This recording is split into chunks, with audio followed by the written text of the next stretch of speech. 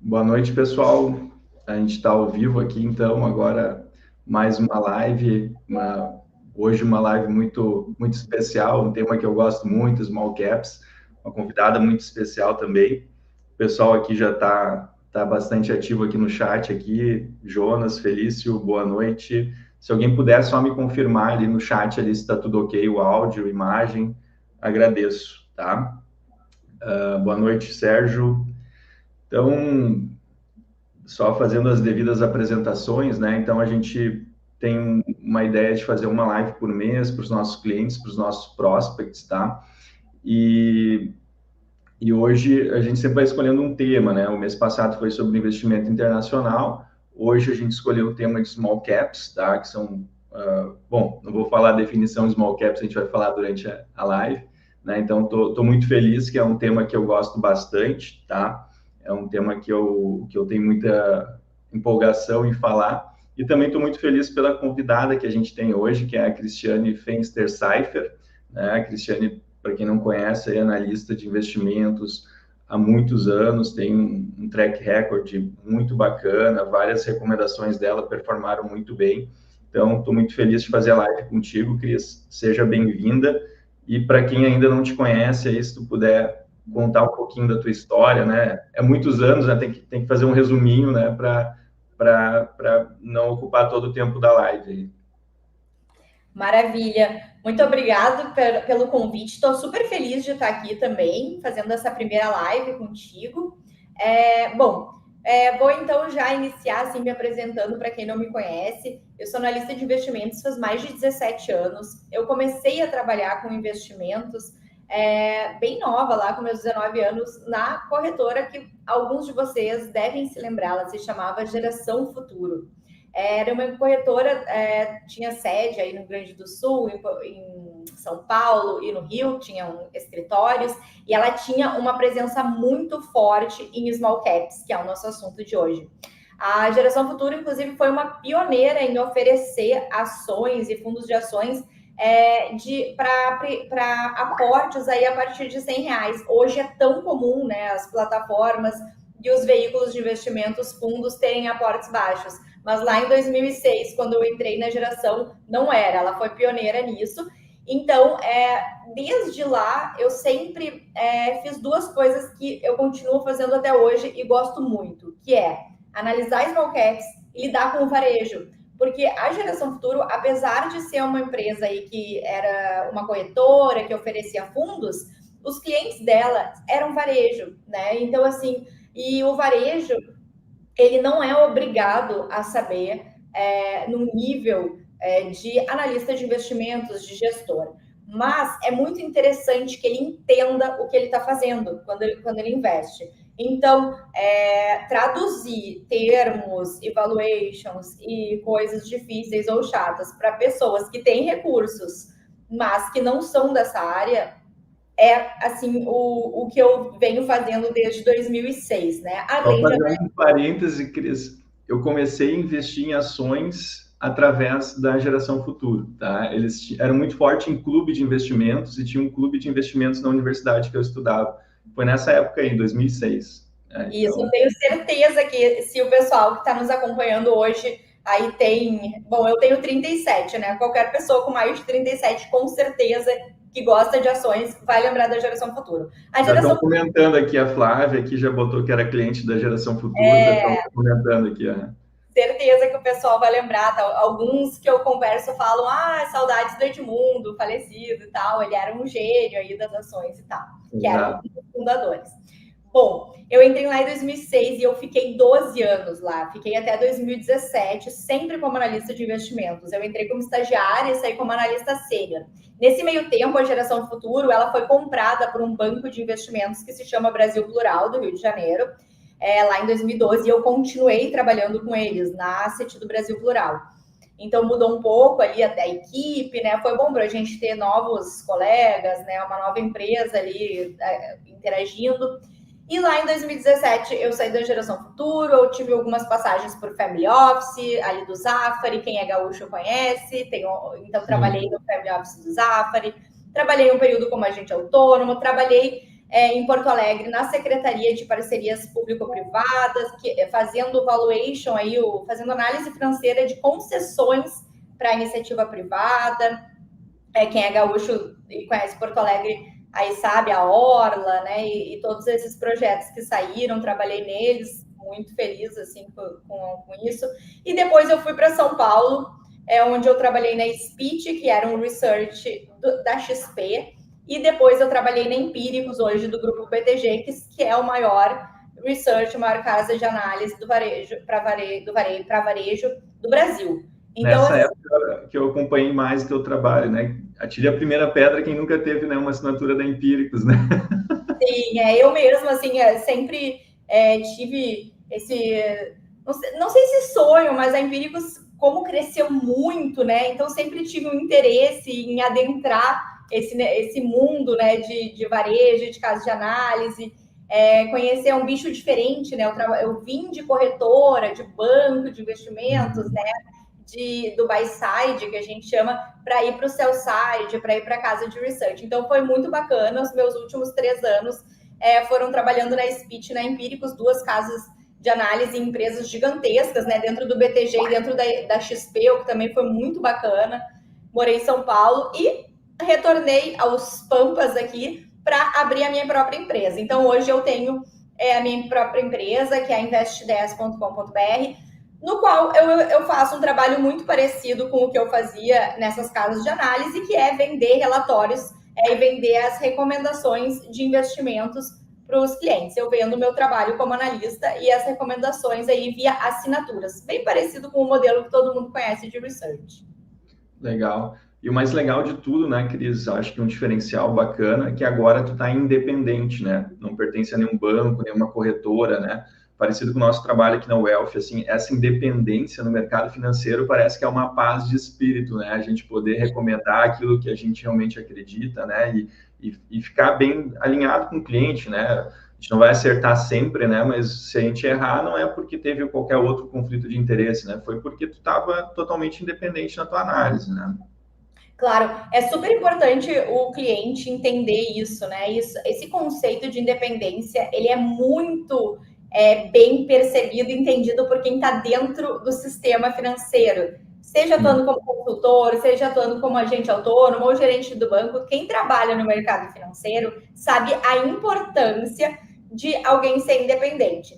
Para explicar para o cliente por que é tão importante, e inclusive hoje em dia está crescendo tanto, né, a questão do consultor aí, que é fee-based, como a gente chama, porque muito a gente vê as pessoas reclamarem, às vezes, que compraram um produto que não estava alinhado com o perfil, com o que era interesse delas.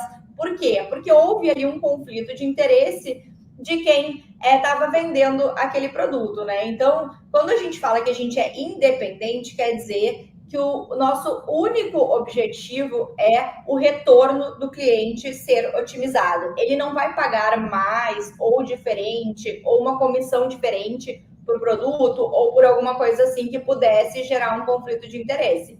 Não. Ele vai, no meu caso, comprar um relatório e o preço é mensal, fixo, e não vai pagar nada além desse relatório, né? Desse preço mensal fixo. Então, o meu melhor interesse vai ser em recomendar ativos que façam o cliente ganhar dinheiro, ficar feliz e ficar comigo para sempre. Esse é o meu objetivo, né? Que ele ganhe dinheiro, fique muito feliz e fique para sempre comigo. E esse é um objetivo que é super alinhado com o interesse do cliente, porque o interesse do cliente é o quê? Ganhar dinheiro, né? E ser bem atendido e tal. Então, assim, isso a independência garante, porque garante que o único interesse e ganho da pessoa vai ser quando o cliente ganhar dinheiro e ficar satisfeito.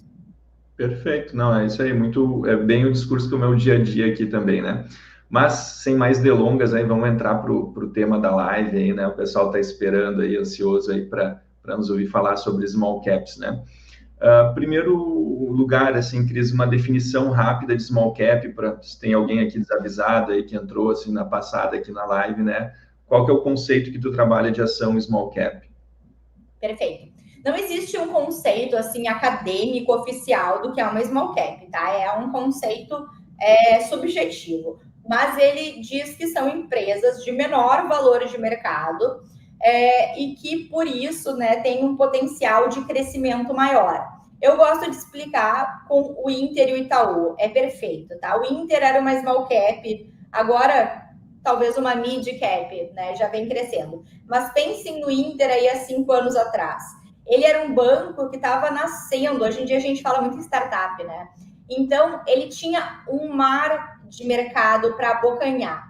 O Itaú já era um dos líderes. Então, quando o Itaú ou uma empresa é muito grande, é muito difícil dela ganhar mais market share, porque não é possível que todos serão clientes dela, né? Não é um monopólio. Por exemplo, outro exemplo de uma empresa grande, Ambev, ela já tem um market share, uma participação de mercado muito grande, de forma que é quase impossível ela crescer tanto, porque ela já tem a participação gigantesca. Agora, se eu abro uma micro cervejaria com uma cerveja maravilhosa, eu posso crescer, dobrar, triplicar, quintuplicar ao ano, porque eu não tenho market share. Então, eu estou crescendo, estou abocanhando o mercado da Ambev, vamos dizer assim. Então, o conceito de small cap, mais importante do que falar, é X valor de mercado, é o conceito de uma empresa que pode crescer muito, porque ela ainda é uma empresa pequena dentro do seu mercado. Ela pode fazer isso de forma orgânica, via aquisições, enfim, aí cada modelo de negócio é um modelo diferente. Perfeito, não, acho que tá bem entendido, assim, valor de mercado, o que tu considera, assim, até 3 bi de valuation, assim, uma small cap, um pouco mais, um pouco menos? Olha, quando a gente olha o índice de small caps da B3, a gente vai ter empresas aí até maiores que isso, tá? 5 bi. Na minha carteira recomendada de small caps, eu vou ter desde empresas bem pequenas, assim, de valor de mercado, tipo uma Cambuci, com um volume negociado bem baixo, valor de mercado aí perto de 500, 600 milhões, até algumas empresas um pouco maiores, com um valor de mercado aí de 5 bi, que eu ainda considero que são small caps, porque tem essa característica ainda de poder crescer muito, né? Apesar de já ter um valor de mercado maior. Perfeito. Só para exemplificar, comenta algum case que tu recomendou, pode ser no passado, nas outras casas lá atrás, assim, né? Que uma recomendação que já encerrou, né? Que performou bem, assim, só para o pessoal entender assim o potencial de alta que pode ter uma small cap. Claro. Quando eu comecei o Invest 10, uma das empresas que eu recomendei foi a Cury, por exemplo, uma construtora que atua principalmente aí em São Paulo, alguns projetos no Rio também, para média e baixa renda, digamos assim, né? O preço dos apartamentos Minha dela Casa Minha Vida, mais ou menos. é o Minha Casa Minha Vida, mas é na faixa alta, porque o Minha Casa Minha Vida tem a faixa 1, 2 e 3, né? Então, ela atua principalmente naquela faixa do Minha Casa Minha Vida, que é a faixa mais alta, ali perto de 250 mil, 300 mil, um apartamento. Nessa faixa, ela consegue retornos muito bons. Nas faixas iniciais, é outro perfil, né? O subsídio é maior, os imóveis são mais acessíveis e é outro negócio. Mas ela atua no Minha Casa Minha Vida na faixa mais alta. E ela é uma empresa aí que a gente conseguiu capturar mais de 100%, foi, se eu não me engano, 140% de ganho. E eu recomendei a venda desse papel já recomendei, já é uma operação encerrada, ficou cerca de 1 ano e meio, um pouco menos do que isso na carteira, mas enfim, um retorno de 140%. Em menos de 1 ano e meio é astronômico, né? Então, assim, a gente costuma dizer que tão importante quanto saber a hora de comprar é saber a hora de vender. Porque muita gente, né, talvez quem investiu em Magazine Luiza, por exemplo, e não vendeu, acabou ganhando, depois perdendo e não realizou aquele lucro, né? Todo mundo queria saber quem é a nova Magalu. No fim, a Magalu caiu e quem não vendeu, né, não colheu o fruto. Então, assim, eu não caso com nenhuma empresa. A Cury continua sendo uma empresa excelente, inclusive divulgou um resultado sensacional agora, mas quando eu percebo que a ação já subiu bastante e o percentual de alta já está um pouco limitado e temos outras opções para tentar capturar mais 140%, eu ponho recomendo botar o dinheiro no bolso e partir para a próxima. Então, a Cury é uma empresa que eu gosto muito, até porque é um exemplo de empresa que subiu 140%, mas, sinceramente, ela até subiu mais depois de eu recomendar a venda. E o porquê que eu até acho bom isso? Porque não foi uma alta vazia, foi uma alta da ação que aconteceu porque a empresa realmente entrega resultado muito, muito bom. Resultados impressionantes, assim, que a gente fica até assim, nossa, de novo, né? Ela superou a Será que é expectativa. verdade, né? Parece que tem um reloginho ali, né? Sempre aquele resultado acontecendo, né? Exatamente, que nem a VEG, né? Tá sempre cara, mas tá sempre superando. Então, assim, Isso. esse é um investimento bom, né? Que não é uma alta especulativa ou uma bolha. Não, é uma empresa que está subindo porque está crescendo e está entregando resultado melhor e melhor e melhor. É isso mesmo que eu ia te perguntar agora, assim, né? Sempre que eu estou conversando com analista, com gestor, eu gosto muito de perguntar assim, pô, qual foi o viés que fez ele pegar aquele case? Qual foi o estudo? Qual foi a tese por trás? Não é viés, a tese por trás, né? Porque a small cap ou qualquer outra empresa, às vezes a gente está vendo ali uma assimetria, está vendo uma distorção no valor dela, só que demora para acontecer, né? E tu tem que estar muito convicto naquilo que está acontecendo, né? Como é que foi para ti isso, né? Pode ser no caso da Cury, né? O que que tu viu ali atrás ali que te fez recomendar ela e dar compra nela? Tá. No caso da Cury, é interessante, porque ela é uma empresa que sempre, historicamente, tem margens muito boas, tá? Margens aí acima de 40%, brutas, né? Então, assim, realmente, ela, se eu não me engano, se ela não é a melhor margem do setor dessa faixa de atuação, né? De Minha Casa Minha Vida Alta. Se não é a melhor, é a segunda melhor competindo com alguém, tá? Então, assim, ela já tem um histórico de resultados excelente. Isso é importante. Outra coisa é a gestão da empresa. Eu fui lá conhecer a Cury, né? Visitei o canteiro de obras, né? Gravei vídeo. Nossa, falei inúmeras vezes com a diretoria, né? Com o pessoal da família, inclusive, né? Que trabalha na empresa. E são, assim, pessoas que estão extremamente comprometidas com o negócio. Então, isso é outro ponto tão importante, né? A gente tem visto nessas semanas a confusão que está acontecendo com Vale, Petrobras, por conta do controle estatal. Então, assim, quando a gente conhece o controlador e vê que o controlador é uma família que é comprometida com o negócio, né, que tem bons princípios, isso também conta muito. Então, assim, tinha um histórico de resultados invejável, um controlador super responsável e com a mão na massa ali, né, comprometido em entregar o resultado na empresa, né, atuante.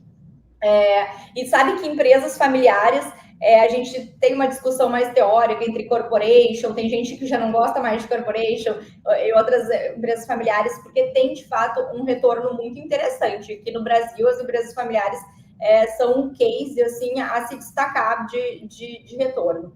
E, claro, assim, aí a gente vai para o macro. A gente tinha uma taxa de juros subindo no Brasil, porém, na verdade, a taxa de juros até já tinha subido quando eu recomendei ela ali no Invest 10, porém, não para a faixa de atuação que ela atua. E aí, claro, isso vai de estudar muito dentro do setor, porque a Selic, ela embasa muito os financiamentos que vêm lá pela Caixa Federal, pelos outros bancos. Mas no Minha Casa Minha Vida, as taxas são subsidiadas. E enquanto a Selic subia, a taxa chegou a cair nesse grupo aí que ela atende. Então, assim, é uma empresa que estava aí nadando de braçada, né? Apesar da Selic, porque tem subsídio, né? E tem um déficit habitacional gigantesco no Brasil, gigantesco, principalmente na classe aí média a baixa, né? Obviamente que o déficit habitacional não é na classe alta. Então, assim, tem uma demanda reprimida, tem uma taxa subsidiada, tem uma empresa com bom resultado e um controlador comprometido. Assim, é uma combinação de sucesso, geradora de caixa. Enfim, eu poderia ficar aqui falando da Cury, né? Nossa, eu vou até me lembrando, assim, por exemplo, ela tem um sistema que ela consegue financiar o imóvel para a pessoa e repassar diretamente para o banco, assim, ó, em menos de um mês. De forma que, se aquela pessoa fica inadimplente, ela já repassou o financiamento para o banco e agora o risco é da Caixa. Então, aquele risco do distrato que a gente vê, por exemplo, muito nas construtoras de classe mais alta, né? Ah, deu uma crise e aí teve muito distrato. É um risco muito, muito, muito mitigado quando a gente está falando dessa faixa aí do Minha Casa Minha Vida, porque ela repassa logo o financiamento que ela concedeu para o banco. Então, assim, N vantagens, né? Uma empresa muito boa, de fato, continua sendo uma empresa muito boa. E a gente capturou 140% de alta aí em 1 ano e meio, né? Quem é meu cliente está aí para comprovar. E outros casos, né? Priner é uma operação que eu fechei também, a gente ganhou muito dinheiro, ganhou mais de 100%. Enfim. Não, muito bom, Cris. E tu sabe que a tua formação, uma delas é contabilidade, né? Quando eu fiz a pergunta, eu estava esperando, não, que eu vi não sei o que no balanço, um fluxo de caixa descontado, né? E tu trouxe para análise qualitativa, né? Começou a falar de governança, começou a falar de macro, né? E até eu ia te perguntar isso, uma construtora no ambiente de juro alto, né? O macro estava ruim, né? E me lembrou muito também o Werner, né, que é o gestor da Trígono, que é um grande gestor de small caps, ele sempre fala, ele gosta de empresa de dono, né? E tu citou isso também, a questão da governança, né? Então, fantástica a tua abordagem, assim, bastante qualitativa, né? Eu adoro isso, né? Porque eu acho que é aí que o analista se diferencia, né? Olhar número, todo mundo olha, né? Mas agora fazer isso, visitar o canteiro de obra, conversar com a empresa, ver se está certo mesmo, o que está lá no balanço, né? Isso que é a parte mais bonita do trabalho de analista, né? Então, fantástico aí, parabéns aí pela alta capturada, né? Só fazer um disclaimer, não é para ninguém sair comprando Cury agora, né? Porque já foi uma recomendação encerrada, né? Cris, a gente falou um pouquinho de olhar o macro na hora de fazer análise, a montagem de carteira, tá? O que tu tá achando do momento macro hoje para comprar small caps, tá? E o quanto isso é relevante para ti na hora de montar a carteira, ou tu é assim, não, só vou olhar a empresa se é barata, ou tu olha o macro também, como é que tá a tua visão sobre isso? Olha, eu acho que o momento para comprar small caps é muito bom, tá? Porque eu até estava procurando aqui no meu Instagram, que eu queria pegar o dado exato para vocês, achei. Quem quiser olhar lá no meu Instagram, é @crisinvest, eu fiz a postagem, na verdade uma postagem do relatório do BTG, tá? Que mostra justamente o preço sobre lucro das small caps no Brasil, tá? E aí é o seguinte, as small caps brasileiras, elas estão negociadas a 9 vezes o preço-lucro, tá? Isso é próximo ao PL, né, ao múltiplo, para explicar aqui, fazer um parênteses, né, às vezes a pessoa não está familiarizada. O PL eu acho que é o múltiplo mais comentado, assim, e olhado pelos analistas, porque ele é o preço da ação sobre o lucro da ação. Então, assim, é o valor de mercado da empresa sobre quanto que essa empresa lucra em 12 meses, tá? E aí, quando a gente pega o valor de mercado do índice de small caps, né, soma o valor de mercado de todas as empresas que estão ali, dividido pela soma de todos os lucros, a gente chega nessas 9 vezes. A gente poderia, trocando em miúdos, para ficar mais fácil de entender, dizer que se as empresas distribuíssem todo o lucro em proventos, o que as empresas não fazem, naturalmente as de small caps reinvestem, porque elas estão crescendo e elas vão ganhar mais reinvestindo do que distribuindo. Mas se elas distribuíssem todo o lucro, em 9 anos você teria recebido todo o seu dinheiro de volta do investimento, tá? Então, quanto menor o preço-lucro, mais rápido você vai ter o retorno do seu investimento, né? Por exemplo, se a gente pegar uma Selic aí de 10%, né? A gente está estimando que a Selic vai cair até 9, 9,5%, né? Mas vamos pegar uma Selic de 10%. Se uma Selic, tô tentando, assim como eu disse, eu gosto de simplificar para que as pessoas entendam muito bem, né? Perfeito, não, perfeito, tá bem didático, tá? Se fugir um pouquinho, eu vou parar aí para a gente... Perfeito, mas uma Selic de 10%, você botou R$100, você vai demorar 10 anos para ter R$100 de rendimento, para dobrar o seu valor investido, certo? Vai render 10%, 10%, 10%, né? Claro, tem o juro composto, mas a gente está fazendo aí sem juro composto para simplificar ao máximo. 10 anos. A gente está dizendo aqui que as small caps, você comprando hoje, com os lucros delas, está demorando 9 anos, em média, para retornar o seu dinheiro. Então, fica muito simples de ver que elas parecem baratas comparado com o retorno da taxa de juros. E aí também fica simples de entender que quanto mais a taxa de juros cai, que é o que a gente está no processo de queda aí de taxa de juros, mais interessante ainda e mais barata parecem as small caps, certo? E também outra maneira de comparar esses 9 vezes do preço-lucro com o que as small caps mesmo negociam historicamente. E, historicamente, elas negociam aqui a uma média de 15 vezes. Então, elas teriam que subir aí mais de 50% para chegar na média histórica de múltiplo que elas negociam, tá? Então, eu gosto dessas duas comparações, porque elas me mostram que as small caps estão baratas em comparação ao histórico de múltiplo e também comparadas ao retorno da Selic. E é óbvio que as small caps merecem ser negociadas com um prêmio. Por quê? Porque, como a gente falou no início da nossa conversa, a gente está comprando essas empresas esperando crescimento, esperando que elas abocanhem o mercado, que elas cresçam a passos largos. É claro que a economia do país, eu sei que está todo mundo preocupado, tem que ajudar um pouquinho, né? Mas, num cenário aí normal, vamos dizer assim, essas empresas conseguem crescer bem, né? E por isso elas merecem negociar com prêmio, porque elas podem dar um retorno muito bom, né? Então, assim, eu acho que é um momento bom para comprar. Acho que o pessoal está preocupado com o governo, né? Principalmente agora, depois dessas confusões aí com a Petrobras, com a Vale. E aí aquele ditado velho, né? Compre ao som dos canhões, né? Quando tem sangue nas ruas, quando o pessoal está preocupado, que é o que a gente está hoje. Então é por isso que elas estão baratas e tá bom para comprar, na minha opinião. Muito bom, Cris. Quem é meu cliente aqui que está acompanhando, eu vivo falando aqui sobre esse conceito de regressão à média, né? Então, aqui a gente tem esse média de múltiplo de 9, a média é 15, né? Então, em algum momento vai regredir para a média, tá? Então, quem comprar hoje, tiver um horizonte de tempo, com certeza vai fazer um bom negócio. E isso que a gente ainda está usando o índice de small, né? Que tem muita porcaria ali dentro, né, Cris? Se a gente pegar e fazer um stock picking e selecionar as small melhores, né? A gente ainda tem um potencial de alta melhor ainda, né? Então, realmente o momento está muito bom, né? E por isso que eu te convidei para fazer essa live, né? Porque a gente está fazendo isso aqui na carteira dos clientes, tá? O ano passado a gente performou muito bem em equities, porque a gente ficou conservador, a gente ficou bastante dividendo, bastante empresa de qualidade, e agora a gente está rotacionando bem devagar, né? Porque aqui a gente trabalha com custódias grandes, né? Então a gente está rotacionando uma parte da carteira para small, para tentar capturar esse movimento no macro, né? Então a live aqui está vindo bem num momento bem assertivo, né? Na minha visão, né? Eu acho que tem riscos, tem, obviamente, né? E por isso a gente faz essa diligência do tamanho da posição dentro da carteira do cliente, né?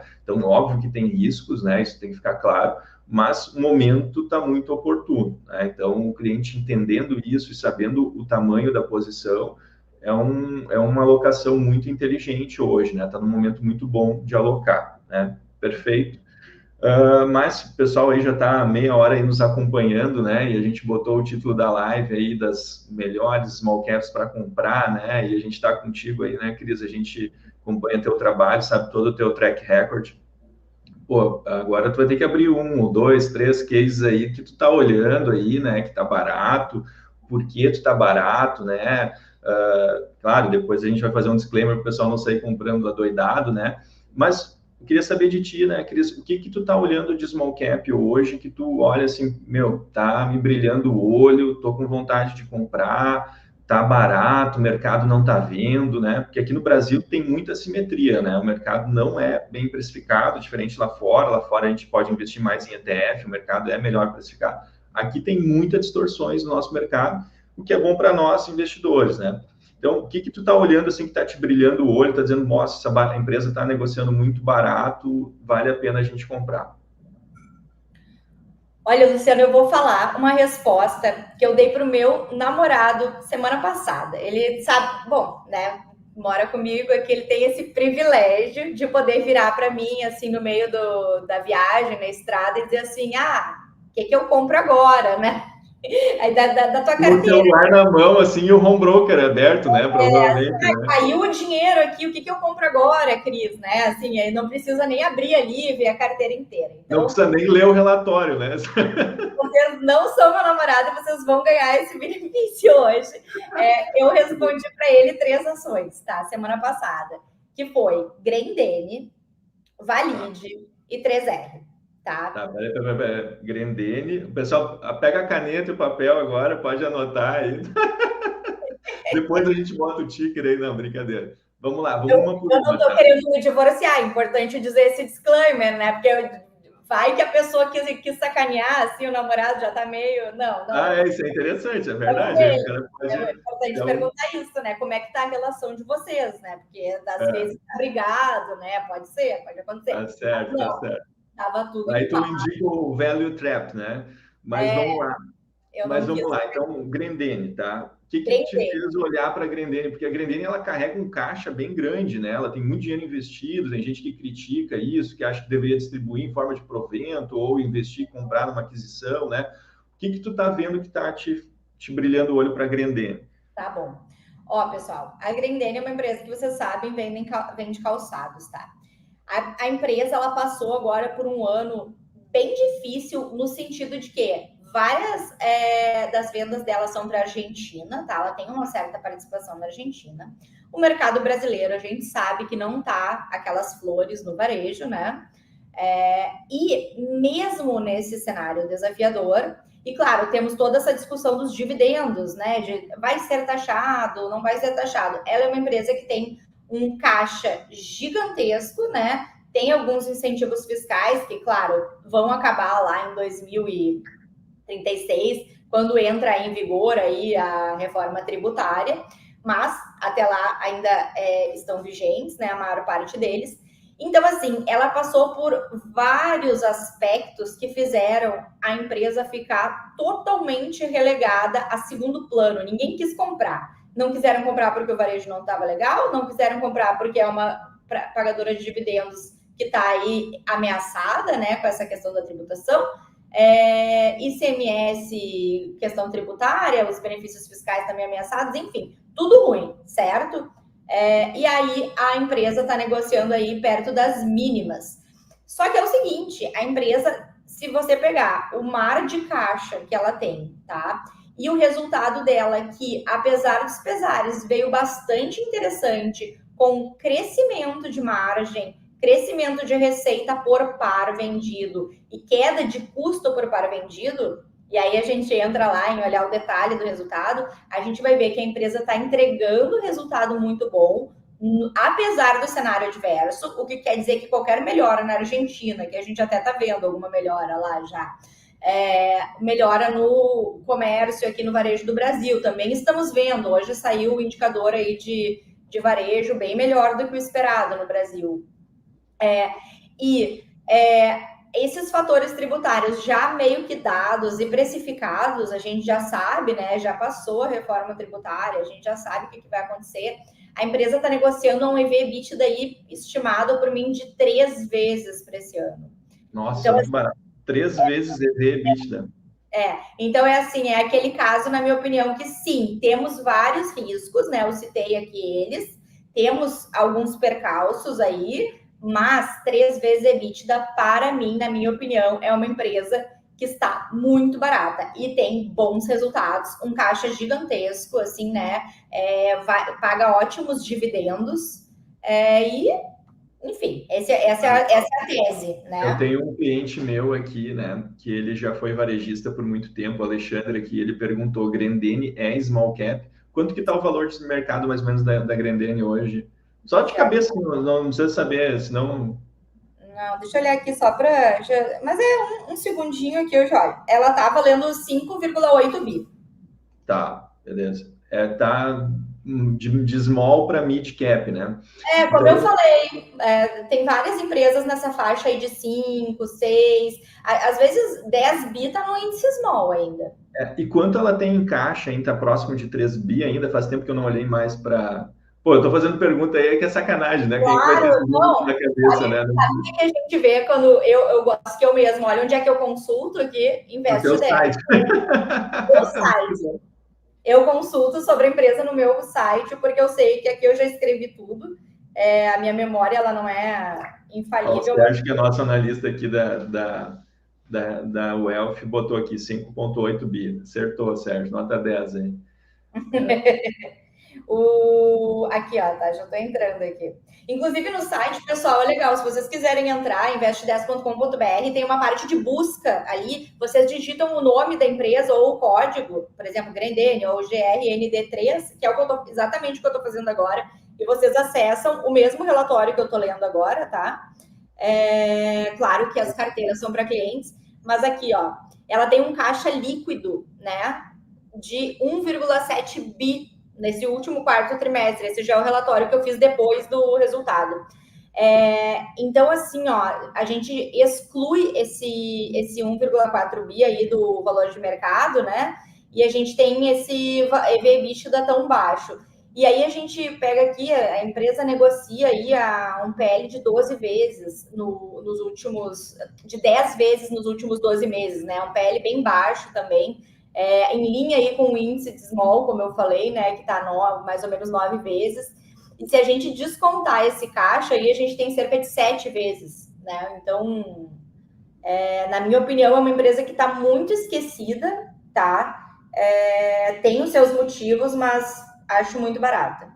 Não, nesse patamar de preço, quem comprar e segurar aí para o médio prazo vai fazer um bom negócio, né? Isso é importante a gente sempre fazer esse disclaimer, né? A gente consegue ver quando a empresa está barata, mas o timing de quando o mercado vai olhar para ela e vai corrigir, isso é impossível de prever, né? Então, aqui a gente, por isso que ganha dinheiro no mercado de ações, ou quem está bem orientado, está seguindo um bom relatório, está com a consultoria, né?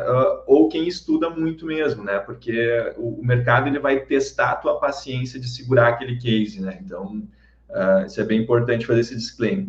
Valid, vamos falar um pouquinho de Valid, então. Valid é uma empresa que acho que muita gente não conhece. A Grendene acho que já soa bem para todo mundo, né? O que faz a Valid e por que ela está barata? Perfeito.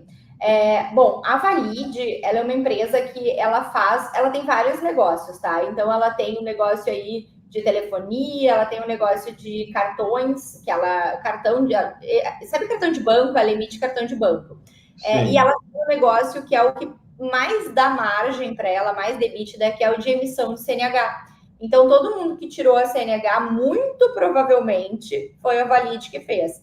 Esse é um negócio que ela tem contratos com os estados, tá? Então, que é aí repassado do setor público para ela fazer.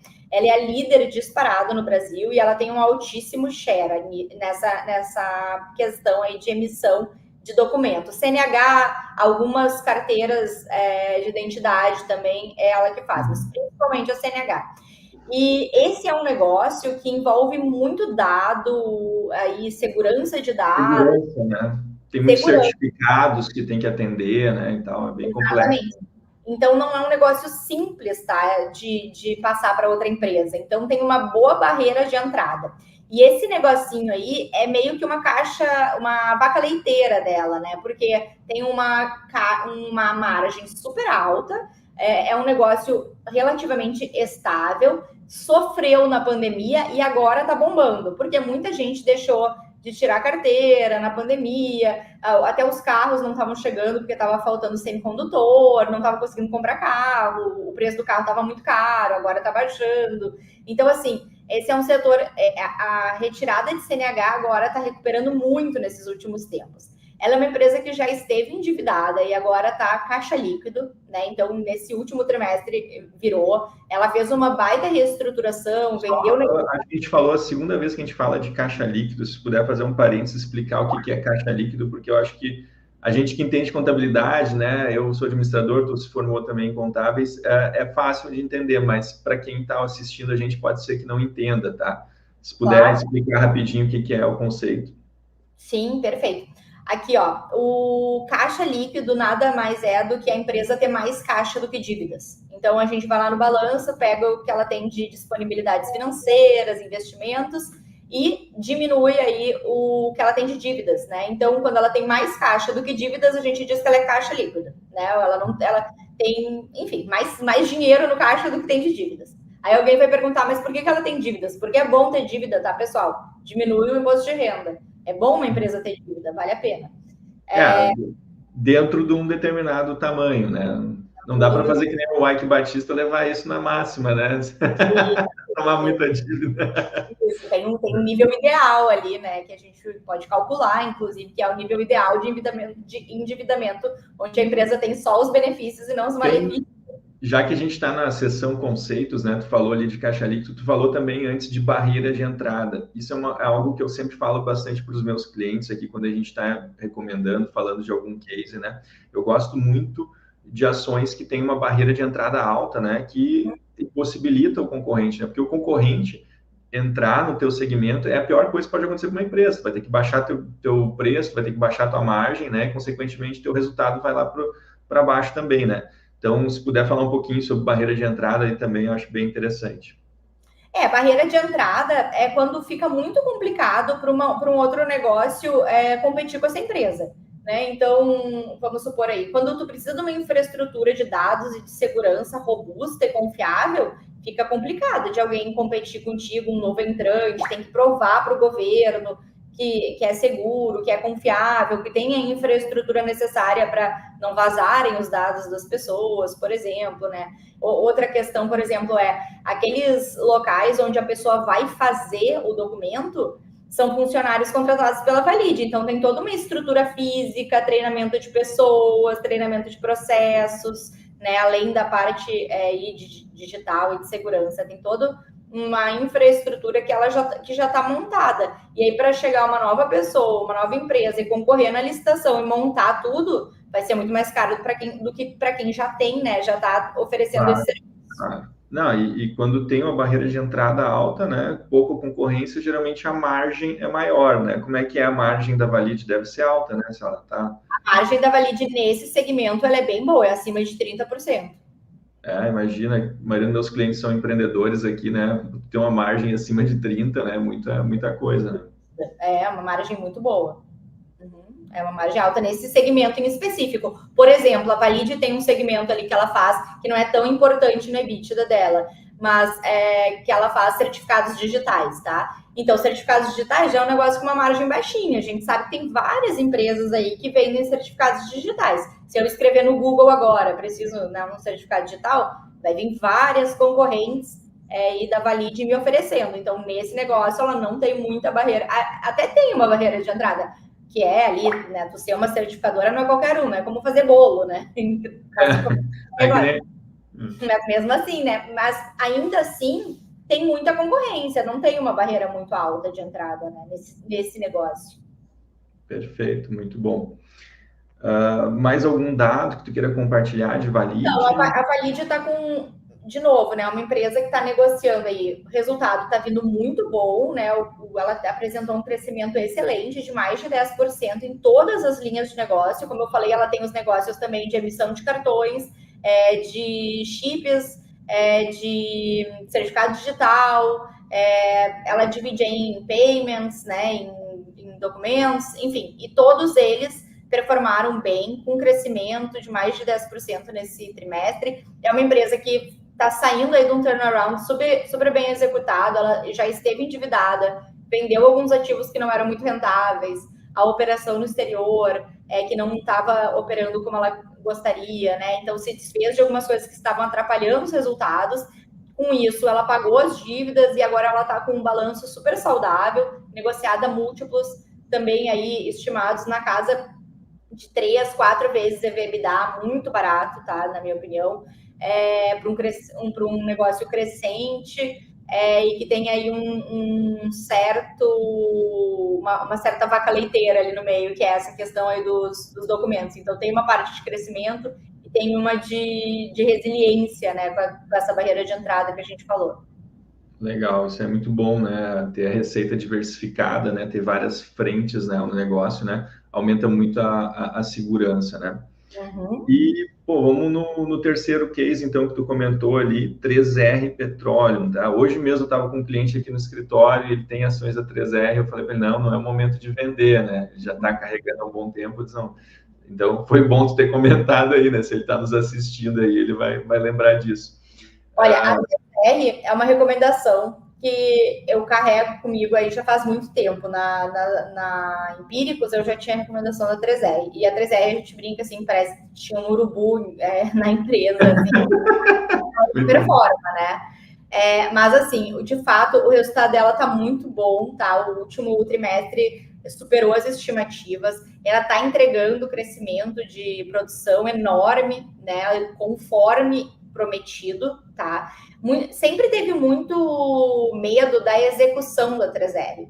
Quando a gente compara, por exemplo, com uma PetroRio, que é um sucesso na bolsa em termos de valorização, a PetroRio ela já está num estágio mais avançado em termos de produção. Ela já entregou muito do que a 3R que ainda está fazendo para entregar, né? Que é primeiro, e sempre teve muita dúvida sobre algumas coisas. Por exemplo, a 3R estava comprando ativos, né? Alguns ativos estavam assim, ó, na reta final para ela incorporar, mudou o governo. Aí todo mundo ficou com muito medo do governo novo cancelar a venda de ativos da Petrobras para ela. E o polo de Potiguar, que é o ativo aí que dobrou a capacidade de produção, era o último, assim, né, dos negócios que ela comprou, que faltava ela incorporar, e ele ficou ali no limbo, ali, ele ficou mas se concretizou, mas assim, tirou o sono de muito investidor, né, então assim, aí segurou o papel porque o pessoal estava com medo. Pronto, aí veio para o portfólio, já incorporou, tá tudo certo. Aí tinha a questão da dívida, a empresa, de fato, estava endividada, tinha que pagar esse ativo. Quando o ativo veio para a mão dela, ela tinha uma dívida grande aí para pagar desse ativo, né? No closing do deal, que era quando o ativo de fato fosse para ela, ela tinha que pagar a grande parte, ela já tinha dado um sinal, uma entrada, digamos assim. E aí tinha aquele medo dos investidores. Será que ela vai conseguir captar? O mercado de crédito tá ruim, a taxa de juros americana tá alta, o mercado de crédito no Brasil explodiu com Americanas. Então, assim, crise de crédito, juros altos e a empresa tendo que captar a dívida. Mais um fator que segurou a cotação da ação, mas ela conseguiu. Pegou dívida, tarará, pagou, tá com a dívida lá, tá tudo certo, tá acontecendo tudo certo. Aí, terceiro risco. Mas a 3R não entregou ainda a produção. Ela é uma empresa muito nova. Será que ela vai... Risco de execução, que a gente chama. Vai dar problema, não vai entregar. E todo mundo lembra do Ike, né? Apesar de ser outro negócio, tá? Porque o Ike, ele explorava, né? Fazia exploração de petróleo. A 3R não faz exploração de petróleo. Ela compra campos maduros que já eram explorados, já tem reserva lá pela Petrobras. Só que hoje em dia, para a Petrobras, com o pré-sal não faz mais sentido, são pequenos, para perto do pré-sal, né? Então, ela pega campos maduros, não tem risco de exploração, né? É diferente, é risco de execução. Claro, tem que tirar o petróleo lá de baixo, né? Então, o pessoal tinha receio porque ainda não tinha visto, dava um desconto no preço dela, porque não queria pagar para ver se ia ter algum problema dela tirar esse petróleo de lá e vender. Tem que se provar primeiro, né? Se provar primeiro. Mas ela está entregando. Aí isso é o tipo de risco que só o tempo vai dizer, né? Porque tem que entregar, tem que tirar o petróleo, vender e fazer resultado. E assim, ela está entregando. Esse último resultado foi muito bom, a produção cresceu muito, né? Enfim, ela está entregando isso. E ela continua barata. E aí temos mais um risco, né? É uma empresa de petróleo. E quando o petróleo cai, bom, nada disso adianta se o preço do petróleo cair. Então, assim, também sempre tem esse risco, mas o petróleo aí tá mais de 80 dólares, né? Tá subindo as previsões aí o pessoal tava com muito medo que a alta de juros ia jogar os Estados Unidos numa recessão, os Estados Unidos em recessão ia acabar com o preço do petróleo e tarará. Então, olha tudo que aconteceu. Mas agora os Estados Unidos está voando, né? A economia absurdamente forte, é mais forte do que o desejado até, reguladores lá da inflação. E a demanda de petróleo está bombando e o petróleo está caro. Então, assim, tudo isso, o petróleo subindo, e aí agora a cereja do bolo, que é o pessoal que estava em Petrobras, talvez migre para ela, né? Porque é uma empresa de petróleo, só que é privada. Então, assim, eu acho que ela continua barata. Muitos desses riscos que fizeram ela não subir foram ou superados, ou mitigados, ou em parte mitigados. A empresa está acontecendo. E acho barata, acho que tem potencial. Tem riscos? Tem, mas tem um bom potencial e é uma small cap também, num setor aí diferente de varejo e de mercado interno. E tem mais uma cereja no bolo aí, na minha visão também, né? Até o Sérgio comentou aqui no chat aqui, que é o potencial da fusão com a PetroRecôncavo, né? Que Bem lembrado, falei que... Porque uma das coisas que o mercado batia muito em 3R é que ela tinha um lifting cost, né? O quanto que custa para extrair o petróleo, mais alto que as outras junior oils, né? E se sair essa fusão, isso tende a diminuir, porque vai ter um ganho vai ter sinergia entre a Recôncavo e a 3R, né? Na tua visão, assim, o que seria um upside, assim, se só acontecer a fusão, assim, o que já vai melhorar de margem, o que já justifica um upside na ação, assim? Não sei se chegou a fazer essa conta já. Eu acho que o maior upside é no endividamento, tá? E outra no tamanho também. Sempre que a gente está falando dessas empresas de commodity, tamanho faz diferença, né? Então, assim, é uma empresa com mais reservas, mais capacidade, geralmente tem prêmio do que uma menor quando a gente está falando de commodities. Então, assim, uma empresa ela vai provavelmente ficar menos alavancada do que ela está hoje. Ela vai ter mais ativos, o que mitiga o risco, um porte maior, o que também mitiga o risco, né? Quando a gente está falando de empresas de petróleo. Tem sinergias claras, porque os campos delas são próximos, tá? Então, muito equipamento, pessoal, né, técnicos, tem muita sinergia a capturar desses dois negócios juntos, evidente, né? São negócios iguais e próximos. Então, assim, e claro, essas questões aí de lifting cost. Agora, a questão do lifting cost é uma coisa normal, né? Assim, por exemplo, a 3R tem o Macau, que é onshore, né? Que é em terra, tem um lifting cost super baixo. Aí ela, claro, foi adquirindo, entrou no offshore, comprou alguns ativos que são no mar, né? Offshore, que a gente diz. Esses aí, de fato, elevaram o preço dela, do lifting cost. Mas não por uma culpa dela, pela característica desses ativos, que tem um custo mais alto. E agora o trabalho é fazer esse lifting cost baixar. A PetroRio passou por isso também. O lifting cost dela já chegou a ser 40, aí foi baixando. Ela fez um excelente trabalho. Mas aí a gente entra naquela questão da execução, né? Baixar o lifting cost vai muito da boa execução da empresa. E a empresa tem que efetivamente fazer os investimentos e conseguir tirar o petróleo e tirar gastando menos, né? E aí isso vai muito aí realmente da competência, da capacidade da empresa de entregar. Mas também tá controlado, eu diria, né? O lifting cost nesse último estado veio bom, caiu. Então, assim, também é outro aspecto que eu vejo positivo nesse último resultado. E que tende a melhorar se acontecer aí essa fusão com a PetroRecôncavo. Que, aliás, é algo que vem há muito tempo, desde o IPO dessas empresas, vem sendo especulado pelo mercado, pelo total sentido que faz, né? Porque são empresas muito parecidas, com ativos operando muito próximos uns dos outros, com uma sinergia muito óbvia. Então, desde que elas fizeram o IPO, tem essa especulação, assim, quando é que vai sair, né? E agora já está aí sendo desenhada, digamos assim, essa união. Bem lembrado. Muito bom, Cris. A gente já está chegando aí no final da live, aí já é 5 para as 8, aí 4 para as 8. Passou voando, né? Muito bom, tá, Cris? Muito bom mesmo, conteúdo de altíssima qualidade, né? Conteúdo aqui que o nosso cliente merece, né? E eu só queria fazer uma ressalva aqui no final, né? Já tem pessoal aqui me mandando WhatsApp, aqui, cliente mandando WhatsApp aqui, já com o sticker aqui das ações aí. Muito cuidado, tá? A Cris estuda muito, há muitos anos, é analista certificada, pode fazer esse tipo de recomendação, mas não adianta a gente chegar lá e errar no tamanho da posição, tá? Isso aqui é um erro que acontece muito, né? Os clientes chegam aqui para mim, aqui na consultoria, com uma carteira sem estratégia, com ativos com um grau muito pesado, assim, né? Um peso muito grande, né? Porque escutou uma dica, foi lá e comprou, né? Então, assim, eu queria fazer uma ressalva que é muito importante, tá? A gente ter um bom profissional orientando a gente, seja na venda de relatório, como a Cris faz, seja na consultoria, como eu faço aqui, tá? Até depois eu vou deixar aqui nos comentários o teu site, tá, Cris? Teu arroba também, para quem quiser conhecer mais o teu trabalho, assinar os relatórios. Vou deixar o meu arroba aqui do Instagram também, se alguém quiser, porventura aí que não me conhece ainda, me mandar um direct, quer ver como é que funciona a consultoria.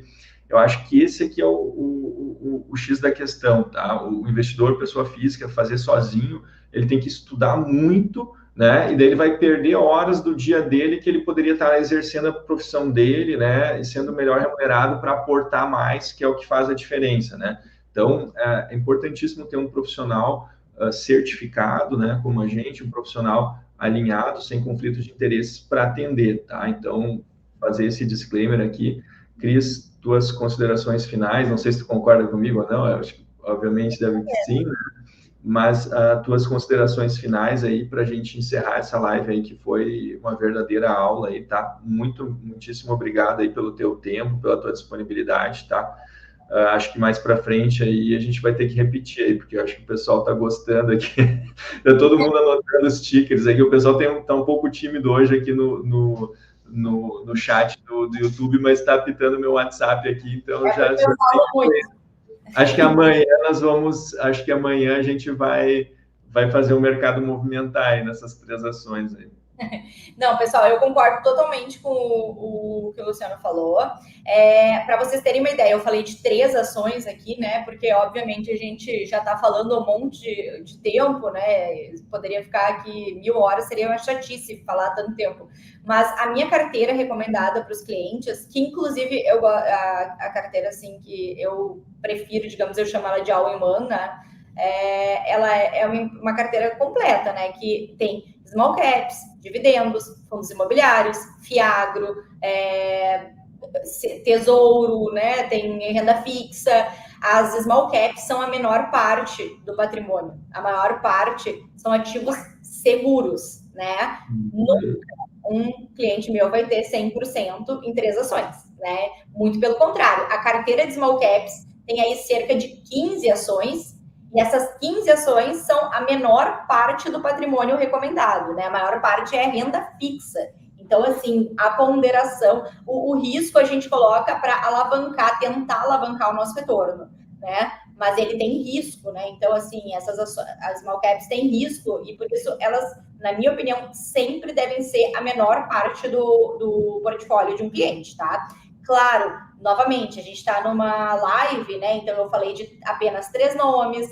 Eu sequer consegui falar de todos os riscos, de todos os benefícios, né? Que é uma coisa resumida, né? Que não, seria impossível, por isso que os relatórios, inclusive, trazem disclaimer, riscos, tudo mais direitinho, né? Detalhadinho para a pessoa ler. Eu mesmo consulto o relatório, né? Como mostrei. Não recomendo, na verdade, ninguém seguir lives. Assim, eu acho que vocês têm que contratar uma carteira recomendada, um consultor, né? E não ir pegando uma dica aqui, uma dica ali. A gente, claro, tô dando dicas aqui, tô falando coisas que eu gosto, mas recomendo de verdade que vocês sigam uma orientação. Até porque, como eu falei, não adianta nada você comprar agora num percentual que é inadequado, né? Porque ninguém aqui falou em percentual, e também não sabe a hora de vender, tanto para o bem quanto para o mal. Por quê? Pode ser que a ação suba, esse é o cenário bom, e aí você tenha que vender, eu vou recomendar a venda para colocar o lucro no bolso, ou pode ser que amanhã, sei lá, saia o presidente, morra o presidente da empresa, não sei, entendeu? Aconteça uma coisa inesperada que mude a tese. E daí eu vou recomendar a venda, porque mudou a característica, né? Mudou a tese. Então, assim, de nada adianta comprar sem saber a hora de vender, e também de nada adianta comprar sem acompanhamento, sem ter um portfólio coerente, né? As coisas têm que ser dentro de uma coerência. Então, fazendo esse disclaimer, e óbvio, nada melhor do que um profissional para, né, fazer isso. O pessoal vai no médico, psicólogo, nutricionista, por isso que existem os consultores, analistas e tudo mais. E, no mais, só queria agradecer muito aí o convite. E convidar todo mundo a me seguir lá no @crisinvest, no Instagram ou no Twitter, ou também se inscrever lá no site, que é www.investe10, com E, né? Investe e o número 10 mesmo, tá? .com.br. Vai ficar aqui na descrição, né? E lá tem uma newsletter que vocês se cadastram, também eu mando materiais gratuitos, quem quiser conhecer mais o trabalho, vai receber e-mail gratuitamente. E é isso, e agradecer a todos aí, ficar à disposição, podem mandar mensagem nas redes, eu também sempre respondo.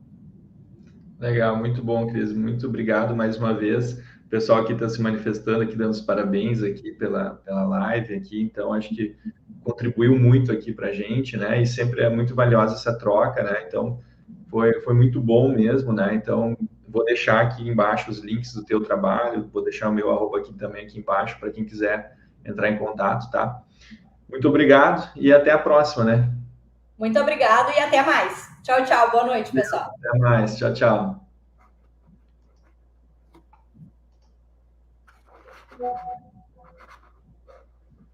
Aí. Fechou?